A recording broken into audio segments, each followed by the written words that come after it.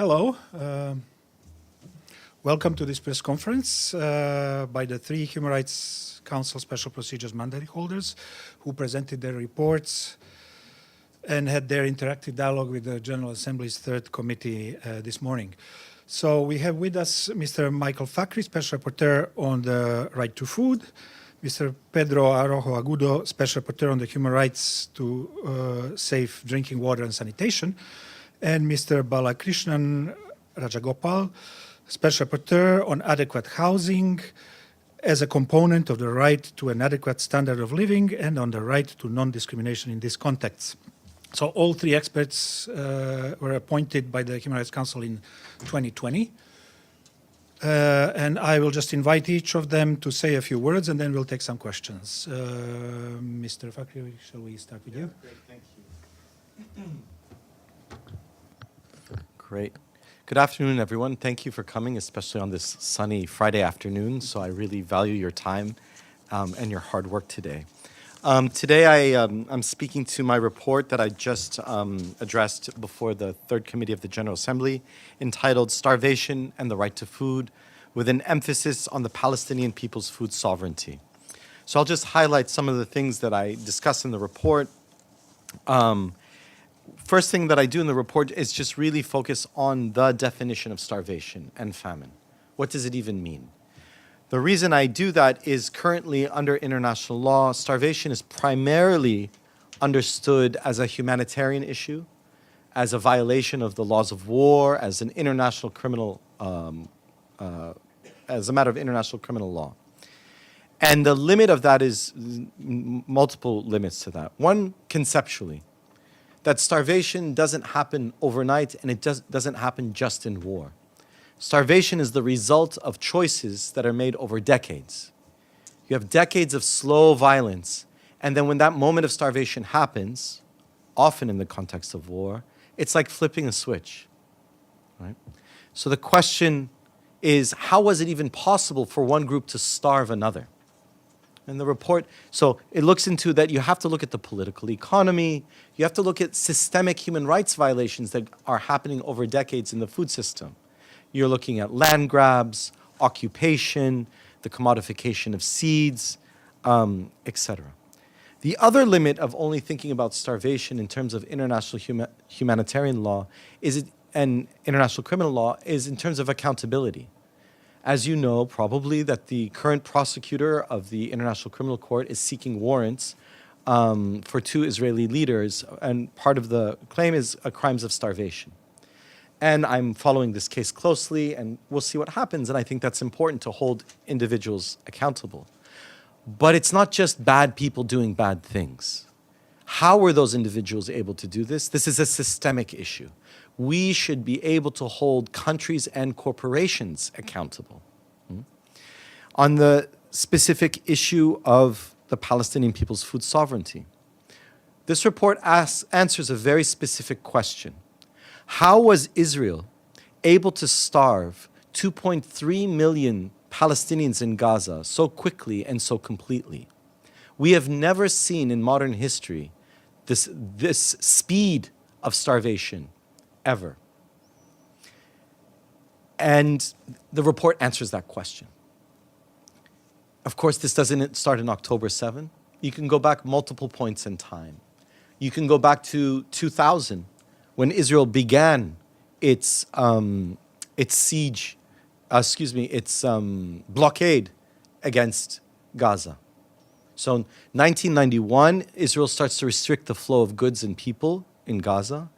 By 2000, it's now has its military and settlers occupying Gaza, and they impose a blockade, causing profound rates of hunger and malnutrition.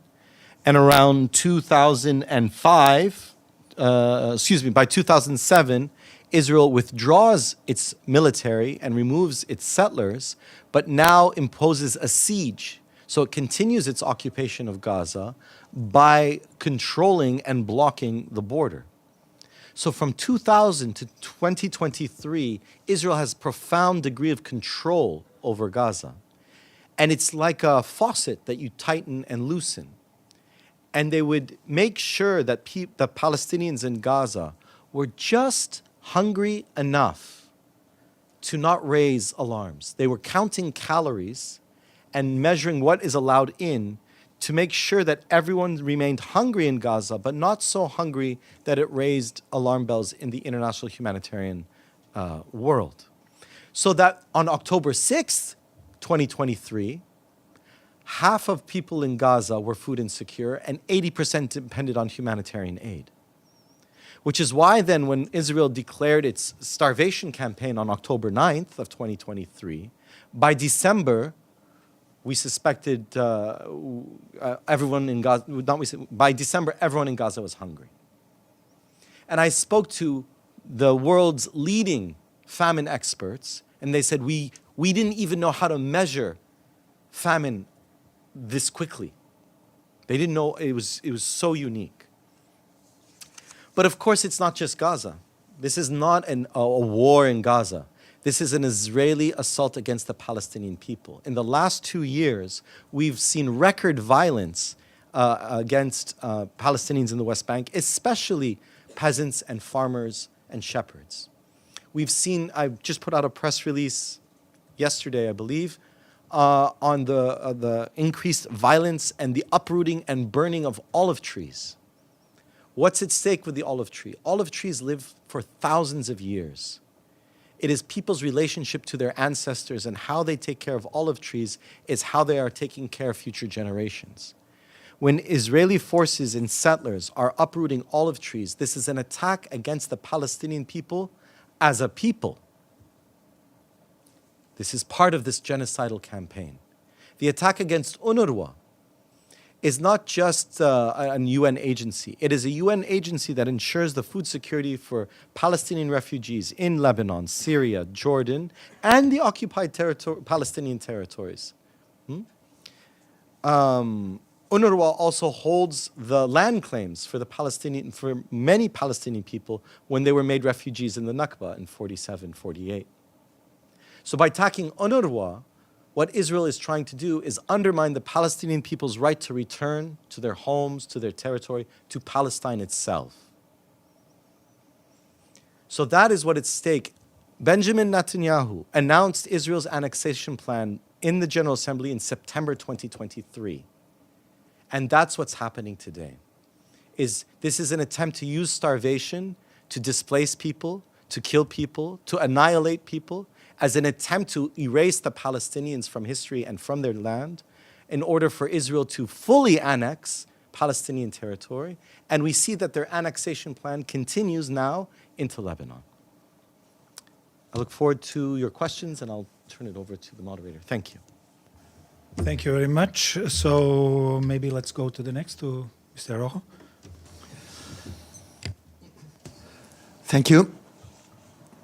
Well, as I stressed in my report on the nexus water and food under a human rights-based approach, I stressed that the global water and food crisis are strongly linked.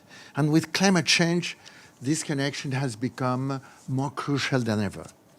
Public policies leading to an agroecological transition and a water transition from a human rights-based approach are vital from my point of view. Current food systems are based on the myth that production can grow indefinitely, also in tremendous power asymmetries and a blind faith in markets to distribute food to those who need it. But in fact, this is leading us to an unsustainable and unjust situation. This is the key issue. Among the many factors determining the magnitude of food's water footprint, the main are production strategy, dominant diets, and food waste.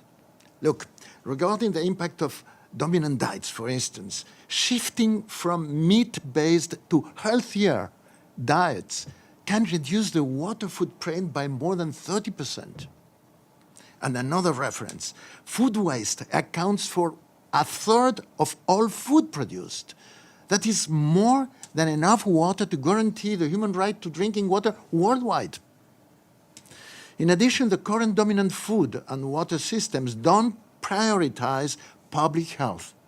This translates not only into 2 billion people without guaranteed access to safe drinking water and 800 million hungry people, but also into 2.5 billion overweight people, mostly impoverished people living in food environments based on ultra-processed food and sugary drinks, which generate serious health problems and a huge water footprint at the same time.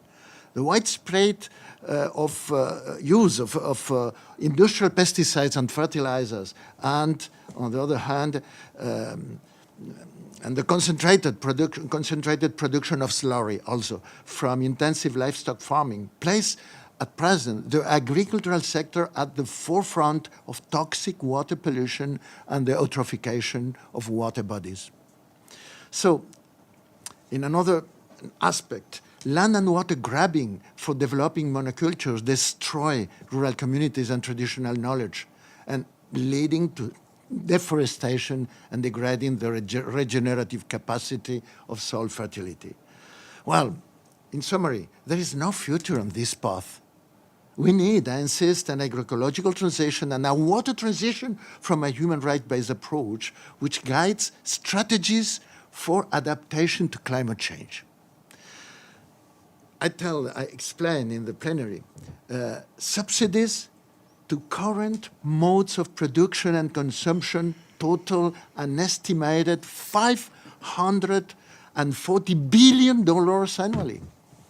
Redirecting this public funding to support the agroecological transition will enable the development of healthier, more sustainable, equitable, and efficient food systems. It's not impossible, it's feasible, absolutely. There is plenty of room, I insist on this, for us to develop a new concept of progress that falls between the minimum human rights threshold that ensures a dignified life for all and the upper limit of sustainability. But for this, a shift, I insist, towards agroecological practices that ensure human rights compliance while respecting environmental sustainability is needed.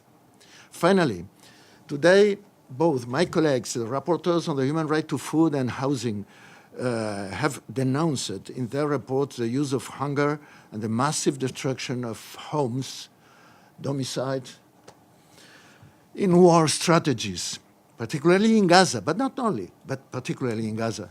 I would like to stress that these strategies include, as a key element, the use of water as a silent weapon, a silent bomb, silent but not less lethal, especially for children.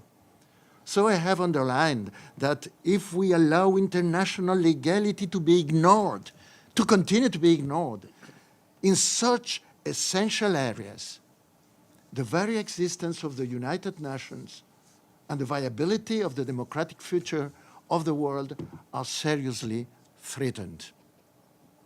Thank you very much.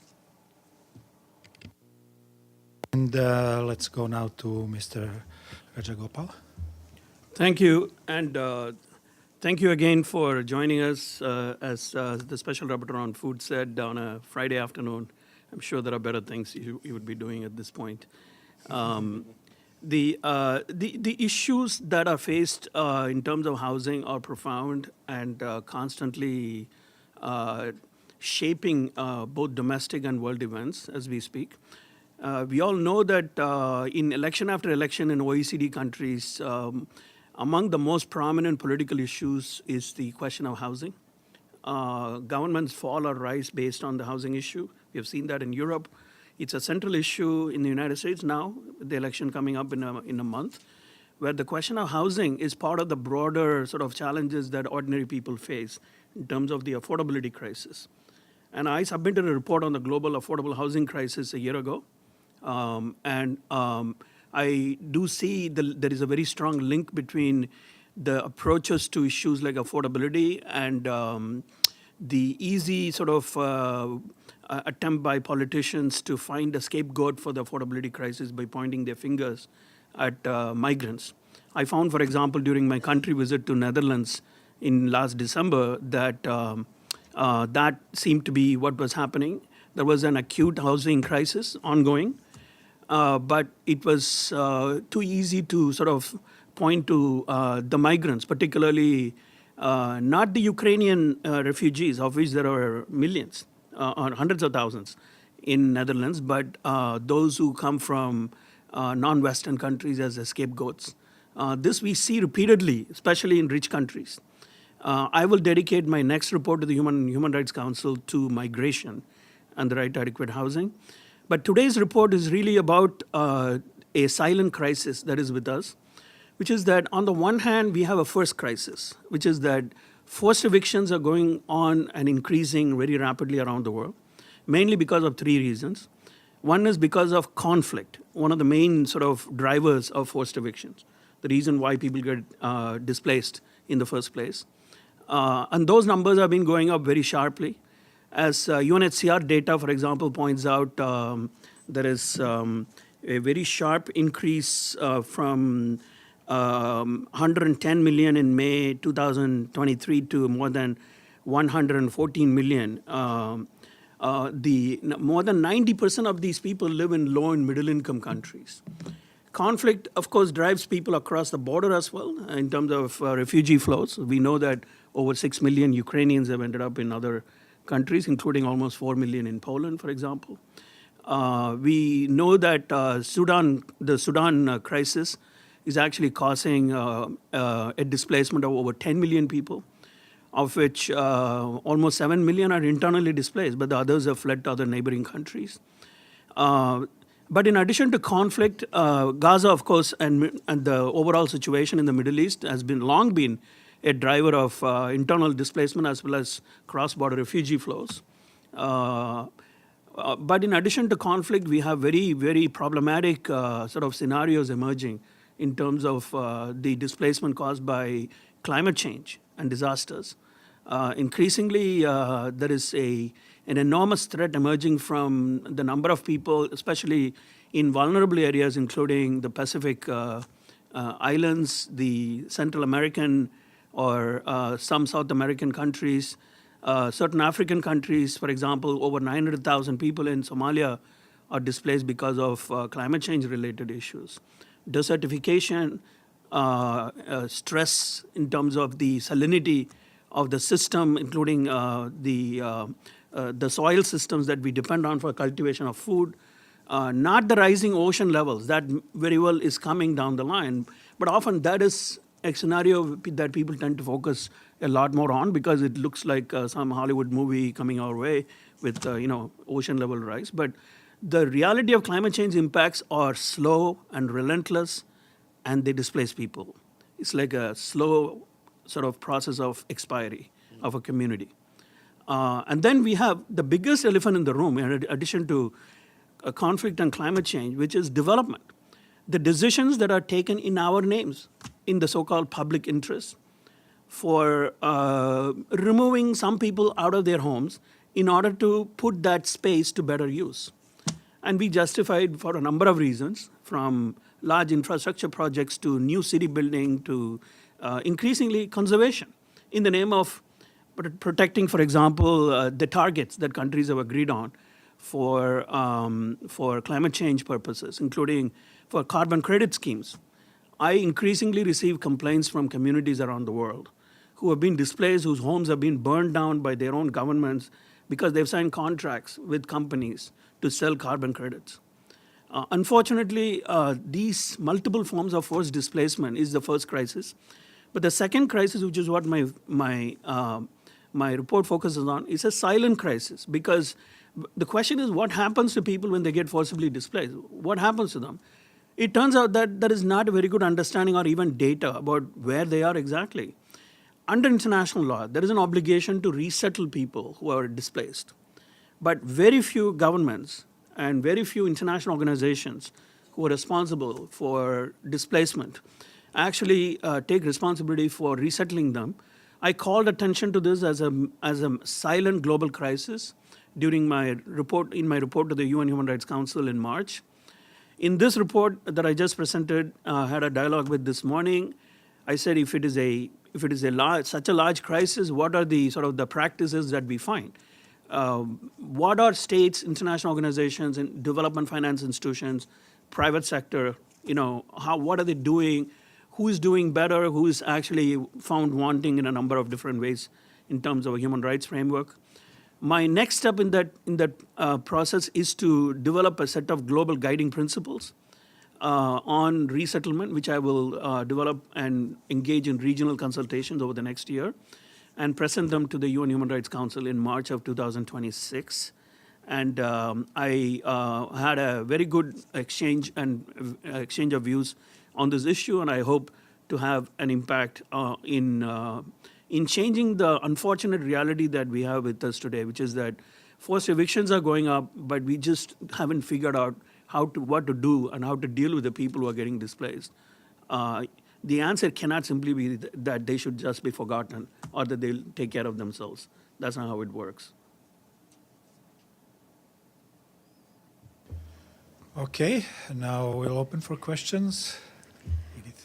Thank you very much on behalf of the United Nations Correspondents Association for doing this briefing. My name is Edith Lederer from the Associated Press. I have a question for each of you. For Mr. Fakhri, Israel contends that it is supplying enough food, that it's provided, I believe, 1 million tons of food. How do you answer that? Have you spoken to the Israelis about your latest report, and what kind of a reaction have you gotten? And for Mr. Arrojo-Agudo, you mentioned that water's being used as a silent weapon, I believe, in Gaza. Could you elaborate on Gaza? I know that the major pipelines have been broken. There's been a lot of trouble getting water into Gaza, desalination plants not working. If you could address that. And to Mr. Balakrishnan, so as I believe 70% of the infrastructure in Gaza has been destroyed. How long do you think, whenever this war ends, it's going to take to actually do enough rebuilding so that people can live in anything other than tents? And do you have any suggestions? Thank you. Which we will go to answers immediately and then. Great. Thank you, Edith, and I've read your work before, and thank you for following this issue so closely. From what I have not directly communicated with Israel, they did not attend today's session. However, I have raised this issue since October 2023, where Israel has been present, and to date, Israel has not denied or provided a substantive argument against the claim that me and many of my colleagues have made, that what they are doing is using starvation and engaging in genocide. To your question more specifically, what Israel has said is that that adequate calories are entering into Gaza. I have several responses to that. One, calories are not food. Two, based on a year-long starvation campaign and a 24-year blockade and siege, allowing a few more trucks to enter in now does not actually address the humanitarian needs. But most importantly, What Israel is saying contradicts everything every humanitarian organization is saying now and has been saying. I have spoken to humanitarian organizations, UN and otherwise, directly, and the consistent message from them has been and remains that Israel's rules on what is allowed in to Gaza is opaque and absurd. It's a system designed to be confused, to make it very difficult for aid to enter. Then, if we look over the last year, whenever humanitarian aid actually makes it through, those convoys often are shot at and targeted by Israeli forces, even though those convoys are coordinating with the IDF. And then even if those convoys get past that, civilians seeking aid have been shot at and killed several times. I'll add even more. Israel has imposed a full siege against Gaza, and especially northern Gaza, at several moments. So just because, even if it were true, that Israel is allowing in a few more trucks today, that does not mean that they are not starving the Palestinians in Gaza. To deny people objects necessary for their survival is starvation. Israel announced their starvation campaign multiple times. They have done so multiple times. So even if we believe what they're saying is true, that they're allowing in more trucks, that doesn't change the fact that this is still a starvation campaign. Thank you. Well, with respect regarding water, you know, the strip in Gaza has just one natural water source, is the aquifer, the coastal aquifer.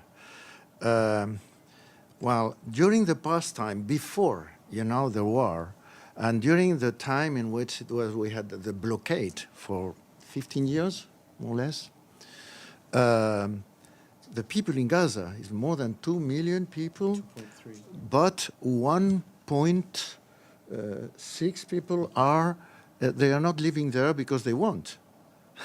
They have been expelled from their houses, from their territories, and they're in refugee camps. So this crowded population needed to pump water, 3 times more water than the rate of replenishment, natural replenishment of the aquifer. So that deals with a salination, massive salinization of the aquifer from the past.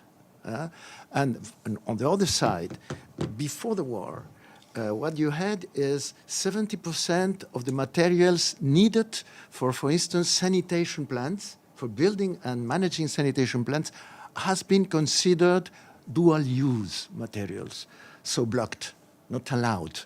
So what happens? Very poor sanitation processes and contamination with fecal matter of the aquifers. This was before the war. So the only way of having water for drinking water was the desalination plants. And an amount of water sold by Mekorot, the public-owned company, Israeli company, to the Palestinians. But with the beginning of the war, this water was cut off at the beginning completely, and then a little bit more, less, but cut it essentially, and with cutting off the energy, the desalination plant collapsed. So what is the situation at present? Amount 4.7 liters per person per day availability of water, but most of this water is polluted. So it's not just the scarcity, but is the contamination and diseases, especially for children.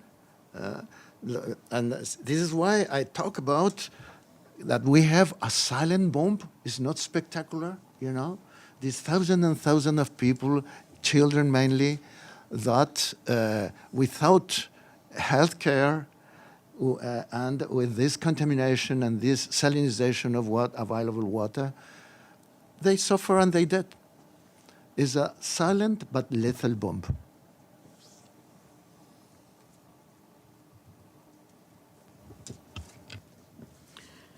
I think we need to back up a little bit from October of 2023 because the question of how much of Gaza has been destroyed should not give the mistaken impression of assuming that Gaza was fully built and intact before that.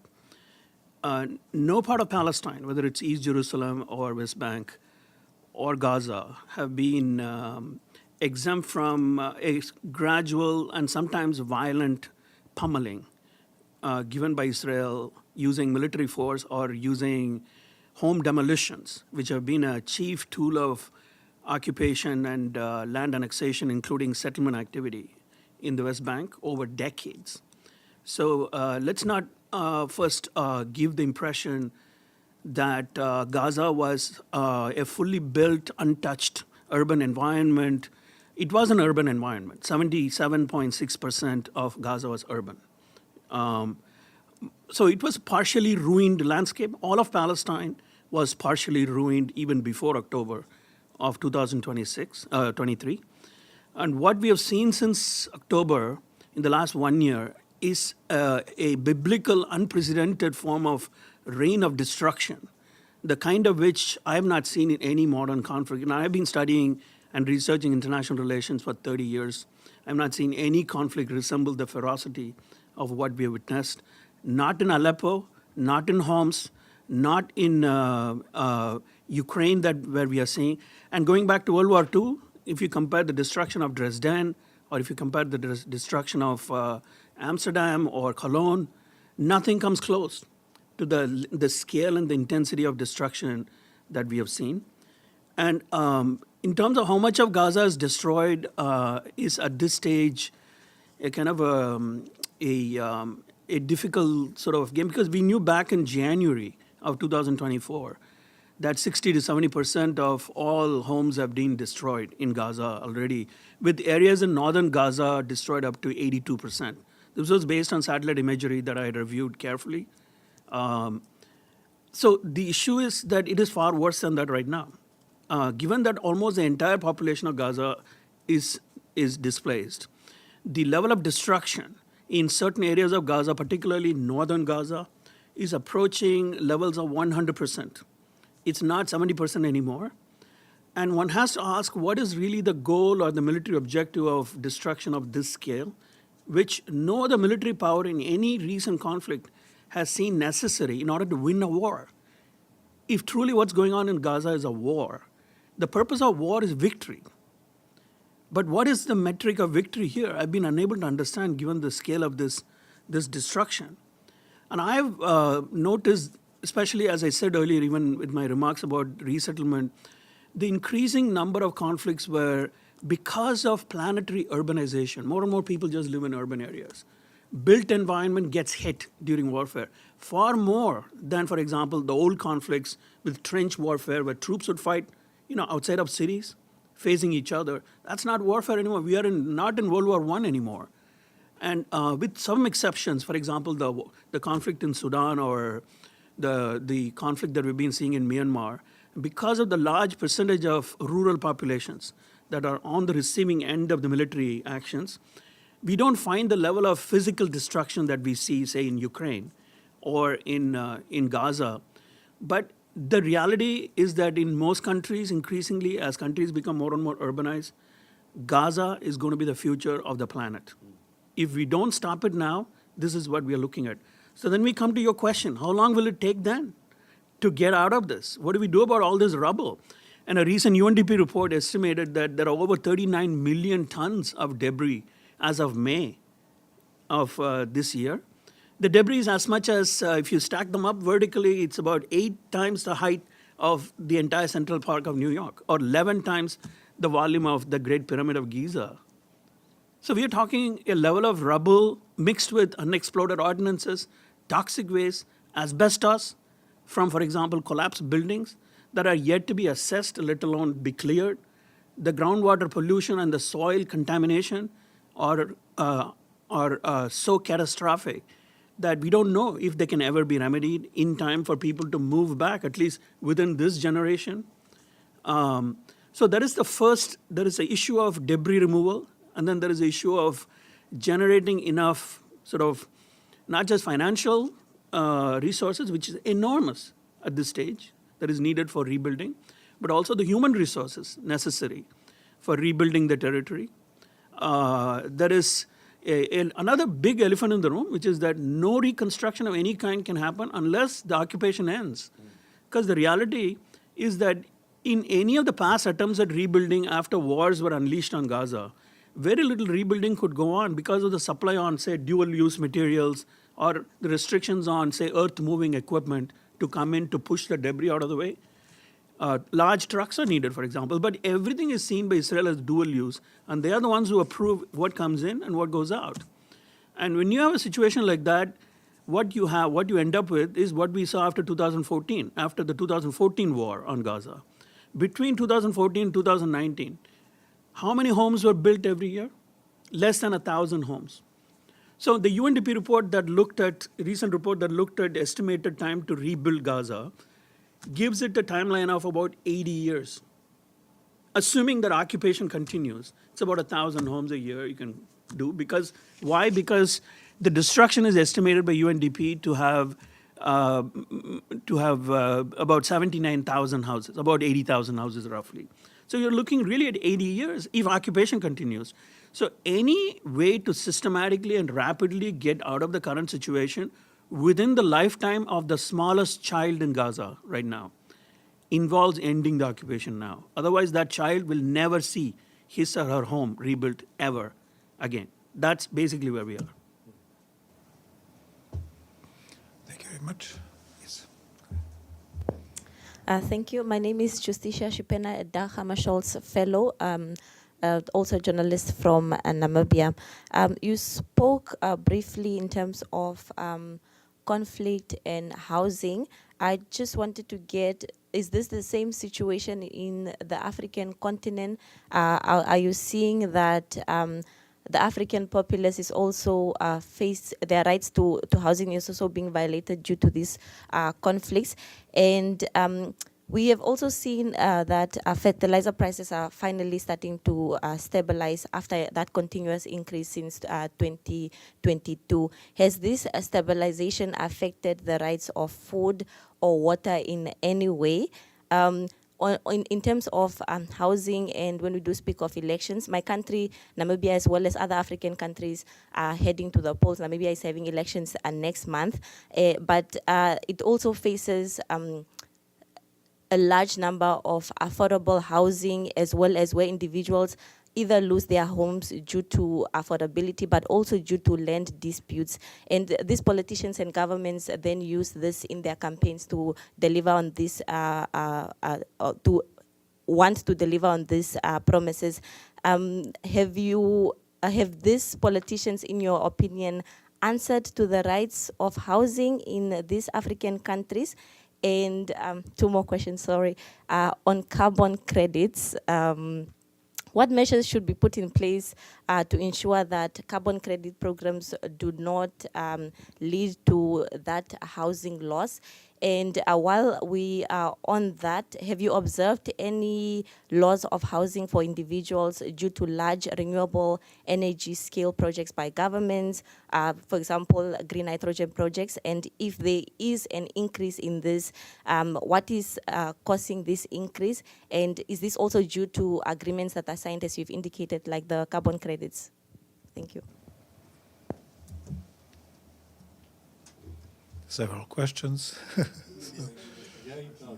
Start with the housing.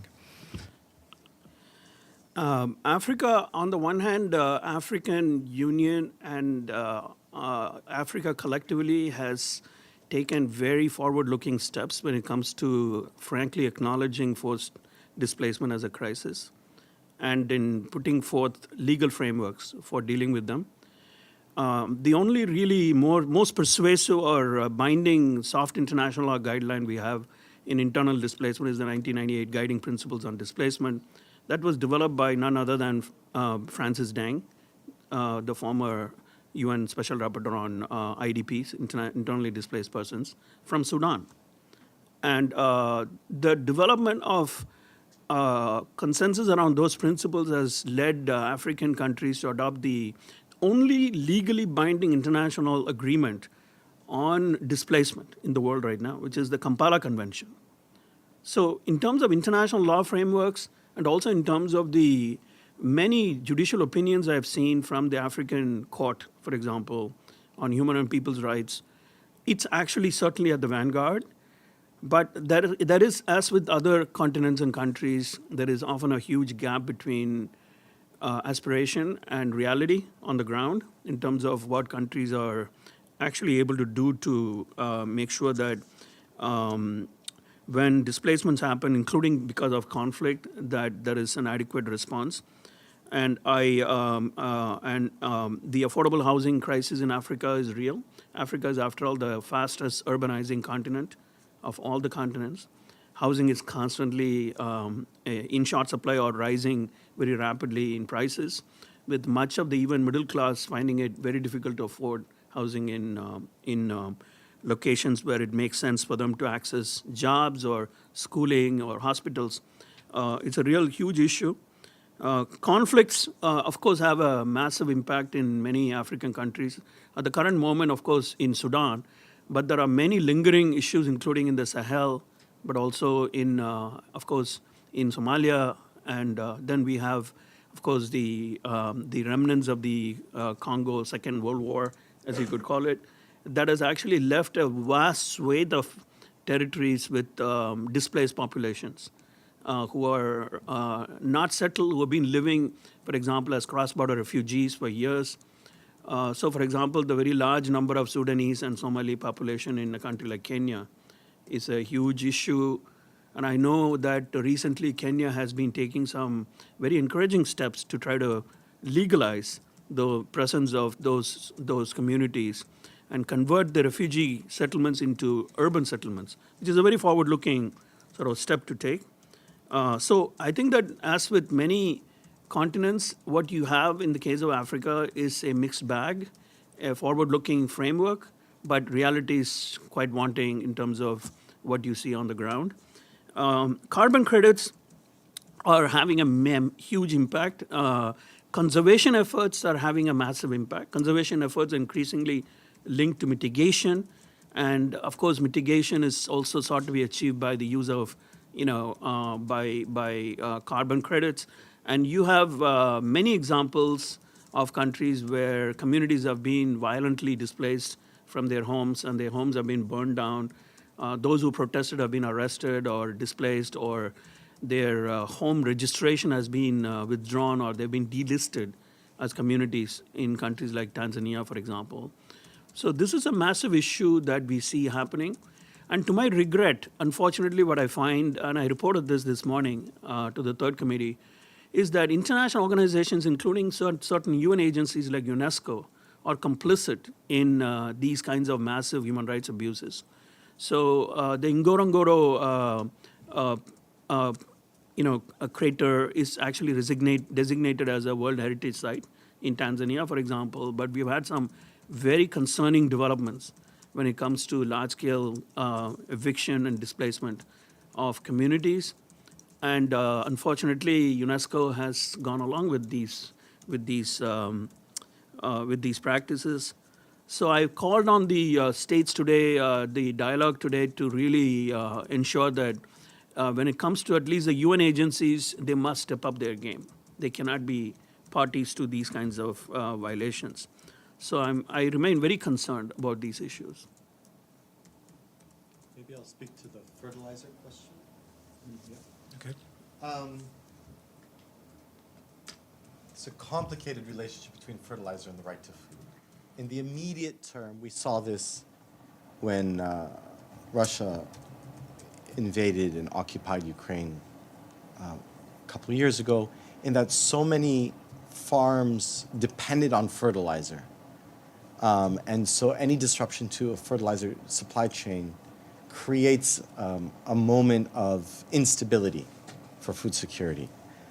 But the dependency on fertilizer in and of itself is deeply problematic for two reasons. From an environmental perspective, the heavy use of fertilizer leads to pollution But second, oh, I guess I should use this. But second, I was putting it aside. But second, it makes farmers dependent on imports and foreign corporations. And from a right to food perspective, what farmers should be doing is gradually weaning themselves off of chemical fertilizers so that it's better for the environment and that they are less dependent on these foreign corporations and less vulnerable to geopolitics and fluctuating markets. From agrarian perspective, it is possible. It is possible to grow enough food for the world without using chemical fertilizers. It just requires different techniques. A reference, a positive reference in the African continent related with water. It was very more. I have studied the problem more last year with my precedent report, but I tell you the reference of very positive in terms of water management in transboundary basins. You know, it could be said that the African continent is the world leader in agreements for the management of transboundary basins, river basins, in the very difficult conditions posed by climate change for the future. I always cite the references of the Senegal River basin, the Niger River, the Okavango River, and the Lake Chad basin. Well, these agreements at international level give a reference, a leadership in some way. It is, of course, it doesn't guarantee overcoming the problems caused by droughts and floods in the future, but they offer better conditions and shared responsibilities for dealing with them instead of promoting the next war, regional war around this kind of important issue. So I wanted just to, not to say it's very nice, no, not at all, but also to recognize this African leadership on the water management in transboundary basins.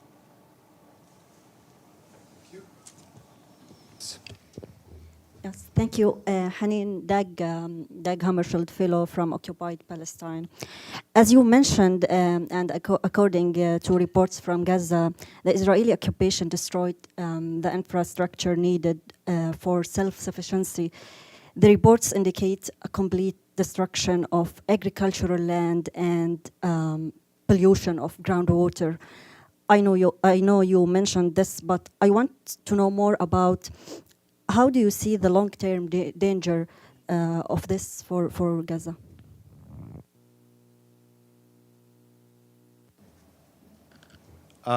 Yeah, thank you for that question, because that highlights that when we're talking about Israel's starvation campaign, it's not just the denial and restriction of humanitarian aid, it's the destruction of the food system itself. And so first I'll just highlight how they've been doing so. They've been destroying orchards, then been poisoning the land with the use of white phosphorus. They're attacking fishers and peasants themselves. But also they've been denying fishers access to the sea and restricting their access to the sea for decades. So it's been going on for decades, and this is just the accelerated version. And now there's increased creation of so-called buffer zones, which is taking over agricultural land. What this does is it makes it very difficult then for the Palestinian people to feed themselves. This is their food sovereignty. And this is why we're calling it genocide. When you undermine a people's relationship to the land and you undermine the people's ability to feed themselves with dignity, then you are trying to annihilate a people as such. That's what's at stake. And so that's exactly what Israel is doing, is trying to make it impossible to think about a future, right? So one of the most powerful things that the Palestinians are doing to preserve this is they're saving their seeds, they're saving their recipes, this is knowledge, right? This is at the heart of what's happening. And this is why Israel targets the food system in Gaza, but also in the West Bank. So what's at stake is the very future of the Palestinian people when we think of it in those terms. And again, that's why it's important to not just focus on the humanitarian aid, but the destruction of the food system. Perhaps just to add that we are focused at present because it's so incredible what is happening in Gaza. But it's not just in Gaza. If we look at West Bank, from a long time ago, from under the occupation, look, even in the territories illegally occupied in Palestine, Palestinians have not the right to approach the river, the Jordan River. Is not allowed. The whole Jordan River, at the beginning in the Tiberias Lake, is put in the national water carrier and goes to different issues for cities, but also for irrigating cotton in the desert, Negev desert. Incredible. Palestinians cannot build new wells, even in their territories. They are not allowed to give water to the Gaza Strip, for instance. So water is an essential element for collapsing life, even in West Bank, under a strategy that is not a war strategy properly. It's more than this. You have explained very well before in the session. It is a strategy in which genocide deal with occupation forever if they can.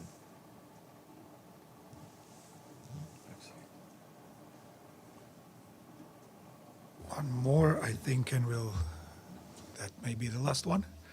Okay. Hi, my name is Mohammed Dawood. I'm from Indian administered Kashmir. So my question is to you, sir. I don't know. So you talked about many things around the world, human rights violations and all the stuff. Do you have any report on Indian administered Kashmir?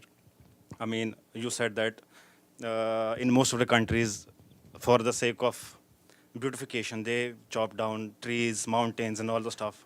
And same happened in Jammu and Kashmir. So do you have any report on this? What had happened there? I mean, 86,000 feet where